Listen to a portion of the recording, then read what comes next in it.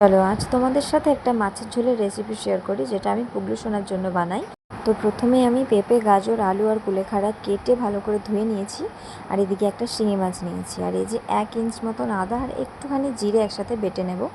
তারপরে কড়াইয়ে অল্প সর্ষের তেল দিয়ে ওই মাছটা ভালো করে নুন হলুদ মাখিয়ে হালকা করে ভেজে নেব। ভালো করে উল্টে পাল্টে ভেজে নেব, কিন্তু কড়া করে নয়, খুব হালকা করে ভেজে নেব। পরে কড়াইতে আর তেল দেব না, ওই তেলের মধ্যে 1 চিমটি জিরে ফোড়ন দেব আর সব সবজিগুলো দিয়ে দেবো। কুলেখাড়াটা এখন দেবো না, শুধু পেঁপে, গাজর আর আলু দেবো। এর মধ্যে তোমরা মিষ্টি আলু দিতে পারো, আমি রোজ মিষ্টি আলুই দিই, কিন্তু আজকে আমি নর্মাল আলুই দিয়েছিলাম। আর কুলেখাড়াটা যেহেতু এখন দেবো না, তাই ওটা জলেই রেখে দিলাম, না হলে বাইরে বের করে রেখে দিলে ওটা নেতিয়ে যাবে। ভালো করে সবজিটাকে ভেজে নেব। আর সবজিটা ভালো করে ভাজা হয়ে গেলে ওই আদা জিরে বাটাটা দিয়ে ভালো করে কষিয়ে নেব। তারপরে দেব 2 টুকরো টমেটো, একটা ছোট টমেটোর এই একটুখানি কেটে নিয়েছি, দেখে নাও কতটুকু দিয়েছি। তারপর স্বাদ মতো নুন আর হলুদ দিয়ে দেবো। তারপর ওটাকে ভালো করে কষিয়ে নেব।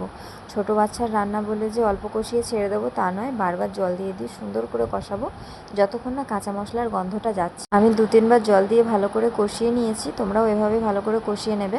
তারপরে যতটা জল প্রয়োজন এই সবজি মাছটা ভালো করে সেদ্ধ হতে ততটা জল দিয়ে দেবো, কারণ মাছটাও তো তখন ভালো করে ভাজিনি, হালকা করে ভেজে নিয়েছি, তাই জলটা একটু বেশি করেই দেবো যাতে সব কিছু ভালোভাবে সেদ্ধ হয়ে যায়।